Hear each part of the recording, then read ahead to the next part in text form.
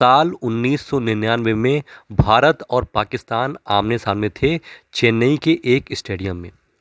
गेंदबाजी कर रहा था एक दुबला पतला सा सांवला सा लड़का, जिसने पहले तो भारत के दावाल नाम से मशहूर राहुल द्रविड़ को क्लीन बोल्ड किया और उसकी अगली ही गेंद पर मास्टर ब्लास्टर सचिन तेंदुलकर को सेम यॉर्कर डिलीवरी से क्लीन बोल्ड करके चेन्नई के स्टेडियम में सन्नाटा सा बरसा दिया था।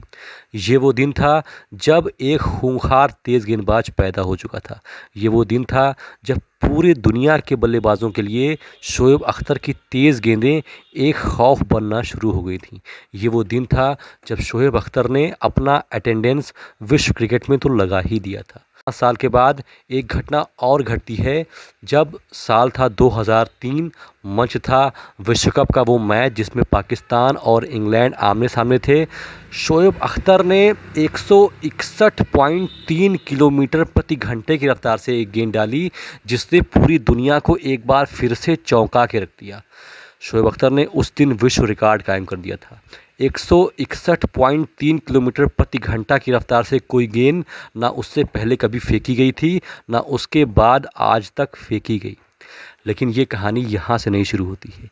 ये कहानी शुरू होती है उसके 25 साल पहले, जब शोएब अख्तर का जन्म होता है 13 अगस्त सन 1975 में, अब पाकिस्तान के रावलपिंडी के एक शहर में।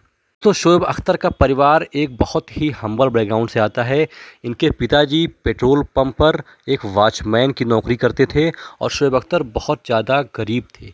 इनके परिवार में 5 बहनें थीं, जिनका पूरी जिम्मेदारी शोएब अख्तर और उनके पिताजी पर हुआ करती थी। लेकिन अगर किसी को कुछ देना होता है तो पहले कुदरत उसकी परीक्षा लेता है। हुआ ऐसा कि शोएब अख्तर जब 6 साल के थे तो वो ठीक से चल नहीं पाते थे। उनके माता पिता उन्हें अस्पताल लेकर के गए और डॉक्टर ने बताया कि शोएब अख्तर के बोन्स में हाइपर फ्लेक्सिबिलिटी के कारण शोएब अख्तर अब ठीक से चल नहीं पाएंगे। हो सकता है कि पूरी उम्र शोएब अख्तर को चलने में भी समस्याएं हों। हाइपर फ्लेक्सिबिलिटी ये एक ऐसा साइंटिफिक टर्म है। इसका मतलब होता है कि हमारी हड्डियां ज़रूरत से ज़्यादा फ्लेक्सिबल हो गई हैं। इससे क्या होता है कि इंसान ठीक तरीके से चल नहीं पाएगा, हड्डियां थोड़ा सा घूम जाएंगी, जिससे चलने में और दौड़ने में बहुत ज़्यादा समस्या होती है। लेकिन शोएब अख्तर के माता पिता ने हिम्मत नहीं हारी। पाकिस्तान के कई सारे अस्पताल में शोएब अख्तर का इलाज चला और शोएब अख्तर बताते हैं कि उनकी माताजी 9-10 किलोमीटर प्रतिदिन ट्रैवल करती थी शोएब अख्तर को लेकर के अपनी गोद में, एक विशेष प्रकार का इंजेक्शन लगवाने के लिए, जिससे शोएब अख्तर ठीक हो सके। ईश्वर की कृपा से, शोएब अख्तर के माता पिता के आशीर्वाद से शोएब अख्तर ठीक हो जाते हैं और उनकी हड्डी वाली समस्या ठीक हो जाती है। लेकिन अभी समस्याएं ख़त्म नहीं हुई थी। कुछ ही महीनों के बाद शोएब अख्तर को लंग का इन्फेक्शन हो जाता है, जिससे शोएब अख्तर को सांस लेने में काफ़ी समस्या हो रही थी। शोएब अख्तर बहुत ज़्यादा कमज़ोर हो गए थे। साइंटिफिक भाषा में इसे ट्यूबरकुलोसिस यानी कि टीबी भी कहते हैं। शोएब अख्तर का इलाज चलता है और शोएब अख्तर उससे भी ओवरकम करते हैं और उनका लंग पहले की तुलना में काफ़ी ज़्यादा मजबूत हो जाता है और शोएब अख्तर वापसी करने के लिए पूरी तरीके से तैयार हो चुके थे।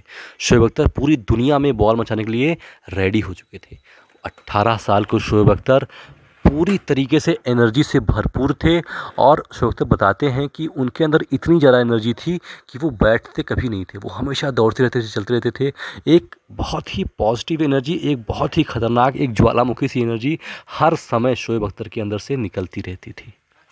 बताते हैं कि यूं ही खेल खिलवाड़ में शोएब अख्तर की रुचि शुरू हो जाती है क्रिकेट में। एक दौर ऐसा आता है कि जब पीआईए की टीम ट्रायल ले रही थी लाहौर में और वहाँ पर तेज़ गेंदबाज की खोज कर रही थी। शोएब के एक दोस्त ने शोएब अख्तर से कहा कि पीआईए का ट्रायल चल रहा है, अगर वहाँ पे चलो तो हो सकता है तुम्हारा ट्रायल हो जाए, वहाँ पर पैसे भी मिलेंगे। शोएब अख्तर वहाँ पर जाते हैं, लेकिन जब वहाँ शोएब अख्तर पहुँचते हैं तो देखते हैं कि वहाँ पर पहले से ही 5000 लोगों की भीड़ जमा हुई है जो कि ट्रायल देने के लिए आए हैं। शोएब अख्तर कहते हैं कि भैया 5000 लोगों में मेरी नज़र मेरे पे कैसे पड़ेगी। वहाँ पर ट्रायल करने के लिए आए थे अब्दुल कादिर साहब, जो कि शोएब अख्तर ने एक ट्रिक आजमाई। उन्होंने कहा कि पहले मैं जॉगिंग करूँगा। शोएब अख्तर ने उस पूरे स्टेडियम का 5 चक्कर लगाया। 5 चक्कर सुनने में बड़ा आसान शब्द है, लेकिन किसी स्टेडियम का 5 चक्कर लगाना इतनी आसान बात भी नहीं है। जब स्टेडियम के चक्कर शोएब अख्तर लगा रहे थे तो उसी समय नज़र पड़ती है उस वहाँ के सेलेक्टर अब्दुल कादिर साहब की शोएब अख्तर पर। ये कौन सा लड़का है जो इतनी धूप में जॉगिंग कर रहा है। उन्होंने शोएब अख्तर को बुलाया और कहा, कौन है तू। शोएब अख्तर ने कहा, मैं बहुत तेज़ गेंदबाज हूँ। शोएब अख्तर के इस बहुत तेज़ गेंदबाज शब्द को सुनते ही अब्दुल कादिर साहब हंसने लगे। उन्होंने कहा, ठीक है, चल दिखा नेट पे अपनी बहुत तेज़ गेंदबाजी। अब इस तरीके से शोएब अख्तर ने अब्दुल कादिर साहब का अटेंशन हासिल किया। अब उनके हाथ में गेंद थी, सामने नेट पर बल्लेबाज तैयार था और इसी मौके के लिए शोएब अख्तर रावलपिंडी से लाहौर आए थे एक ट्रायल देने के लिए। शोएब अख्तर के हाथ में गेंद, नज़रें अब्दुल कादिर साहब की शोएब अख्तर के परफॉर्मेंस पर।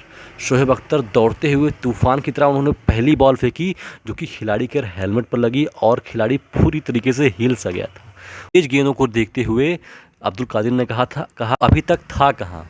और पीआई की टीम के मेन चीफ ने कहा, क्या तुम मेरी तरफ से खेलोगे, क्या तुम मेरी टीम से खेलोगे।